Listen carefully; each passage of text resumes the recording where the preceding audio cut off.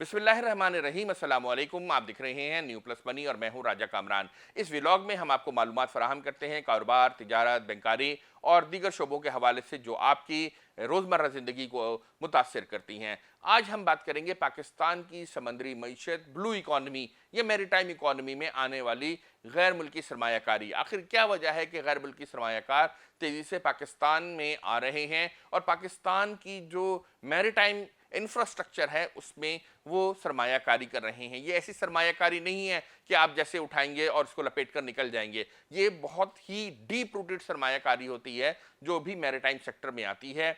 इसमें इंतहाई महंगा इंफ्रास्ट्रक्चर ले किया जाता है। तो इससे पहले जो पाकिस्तान कंटेनर टर्मिनल था उस पर सरमायाकारी की थी अबू धाबी की कंपनी ने, और उसने उसको ख़रीदा।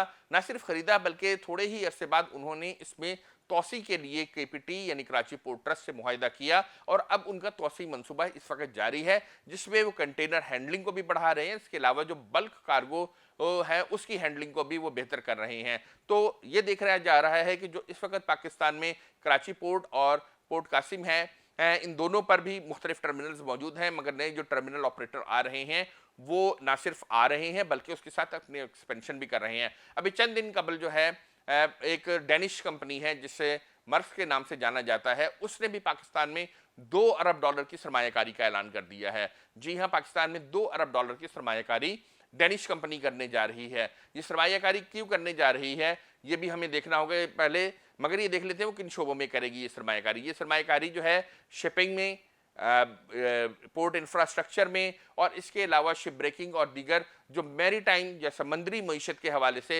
मुख्तलिफ शोबाजात हैं उसमें ये $2 अरब की सरमायाकारी आइंदा 2 साल में करेगी। अब ये सवाल बनता है कि पाकिस्तान में पहले ही जो टर्मिनल्स हैं मौजूद हैं, अच्छी खासी यहाँ पे काम चल रहा है, मगर अबू धाबी वाले भी क्यों आए हैं? उनकी अपनी पोर्ट्स हैं, वो अपनी पोर्ट्स को क्यों नहीं यूटिलाइज कर रहे? अपनी पोर्ट्स के बजाय पाकिस्तान की पोर्ट्स पर क्यों आ रहे हैं? दूसरा ये है कि एक डेनिश कंपनी क्यों पाकिस्तान आकर $2 अरब की खती रकम लगा रही है? इसमें ये बात यह है कि पाकिस्तान में, अफगानिस्तान में जो हमारे पूरा रीजन है इसमें एक स्टेबिलिटी आती हुई नज़र आ रही है। हम ये देख रहे हैं कि पाकिस्तान वॉर एंड टेरर से निकल चुका है, पाकिस्तान में एक मजमूई तौर पर अमन कायम है। इसके अलावा अफगानिस्तान में भी हम देख रहे हैं कि जो सूरत हाल है बतदरीज अमन व अमान की बेहतर होती चली जा रही है और ख़ित्ते में एक मुस्तहकम और इस्तेहकाम पैदा होता हुआ नज़र आ रहा है। इसी वजह से जो सेंट्रल एशियन कंट्रीज़ हैं जिसमें तुर्कमेनिस्तान, ताजिकिस्तान, उज़्बेकिस्तान हैं, यहाँ पर जो ये लैंड लॉक कंट्रीज़ हैं, इसके अलावा अफगानिस्तान भी एक लैंड लॉक कंट्री है, तो इनको बंदरगाहों तक पहुँचने के लिए मुश्किलात का सामना होता है। और ये इससे कबल जो सेंट्रल एशियन कंट्रीज़ थी वो इस्तेमाल करती थी रूसी बंदरगाहों को। रूसी बंदरगाहों में मसला ये है कि वो एक तो उनको बहुत ज़्यादा फासला है, उनका सेंट्रल एशियन कंट्रीज़ के साथ ज़मीनी फासला बहुत ज़्यादा है। दूसरी बड़ी वजह यह है कि रूसी बंदरगाहें जो हैं सर्दियों में बर्फ़ जम जाती है, इंतहाई माइनस दर्जे हरारत होता है, यानी ये जो पूरा शिपिंग इंफ्रास्ट्रक्चर है उस पर बर्फ़ की मोटी तह जम जाती है, जिसके बाइस उस इलाके में शिपिंग करना बहुत महंगा और मुश्किल काम है। बहुत ज़्यादा शिप्स हैं और शिपिंग लाइन्स जो हैं वहाँ पे पूरा साल नहीं जाती हैं। वो जो गर्मियों का सीज़न है वो इंतहाई मसरूफ़ होता है, मगर सर्दियों में मसरूफ़ नहीं होता। तो जो पाकिस्तान की बंदरगाहें, स्पेशली कराची की जो 2 बंदरगाहें हैं और गवादर की बंदरगाह, ये पूरी पट्टी जो है एक गर्म खित्ते में है जहाँ पे आप साल के 12 महीने जो है शिपिंग को कर सकते हैं। तो इस वजह से जो सेंट्रल एशियन कंट्रीज़ हैं वो देख रही हैं कि वो पाकिस्तान की बंदरगाहों को इस्तेमाल करके अपनी तिजारत करें।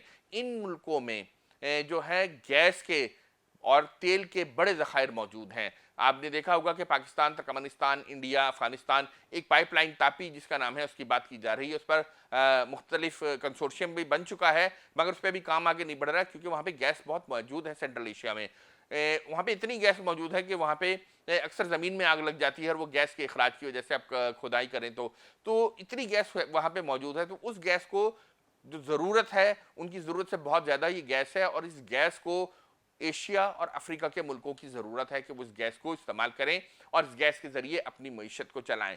तो बजाय इसके कि वो पूरे बाल्टिक से होकर और सुएज़ कैनाल से होकर जो है वो आकर एशिया और अफ्रीका में अपनी ईंधन को सेल करें, सेंट्रल एशियन कंट्रीज़ के लिए अहम है कि वो पाकिस्तान आएँ, पाकिस्तान के साथ कॉरिडोर करें, पाकिस्तान की बंदरगाहों को इस्तेमाल करें, यहाँ से एशियन और अफ्रीका में ले जाके अपनी ईंधन को फ़रोख्त करें। तो पाकिस्तान एक बहुत ही बड़ा मुस्तकबिल में ईंधन का और कार्गो का शिपिंग के हवाले से लॉजिस्टिक हब बनने जा रहा है, और जो पाकिस्तान का ट्रू पोटेंशियल है समंदरी मईशत के हवाले से। तो इस हवाले से दो बड़ी कंपनियां जो हैं आई हैं और उन्होंने अपनी सरमायाकारी का ऐलान किया है। एक अबू धाबी यानी यूएई की कंपनी है और दूसरी डेनिश कंपनी है। उम्मीद यही की जा रही है जैसे जैसे ये अमल आगे बढ़ेगा वैसे वैसे जो है हमें मज़ीद कंपनियां पाकिस्तान के मैरीटाइम सेक्टर में आती हुई नजर आएंगी, और पाकिस्तान की पोर्ट्स, जब कराची की पोर्ट्स के बाद जो है फिर हमें ये जब ये सेचुरेट होने लगेंगी तो यही कार्गो जो है फिर हमें और यही शिपिंग लाइन्स जो हैं गवादर पर भी जाती हुई नजर आएंगी। तो पाकिस्तान की मैरीटाइम सेक्टर के लिए बहुत अच्छी खबर है। इस हवाले से जो हमारे वज़ीर आज़म हैं शहबाज शरीफ साहब, उन्होंने भी जो अभी सेंट्रल एशियन कंट्रीज़ का दौरा किया था और वहाँ पर भी उन्होंने इस लॉजिस्टिक कॉरिडोर के हवाले से मार्केटिंग की है और लोगों को इसमें हाइल रुकावटों को दूर करने की यकीन दहानी करवाई है। तो आने वाले दिनों में हम देख रहे हैं कि पाकिस्तान की जो समंदरी मईशत है मुल्क की मईशत में अहम किरदार अदा करती हुई नजर आएगी, और इसके समंदरी मईशत के साथ साथ जो हमारी रोड ट्रांसपोर्ट है उसमें भी हमें इजाफा होता हुआ नजर आएगा। तो हमारी तरफ से आज के लिए यही कुछ। मजीद अच्छी और कारोबारी खबरों के साथ आपके साथ फिर हाजिर होंगे। इजाज़त दीजिए, अल्लाह हाफिज़।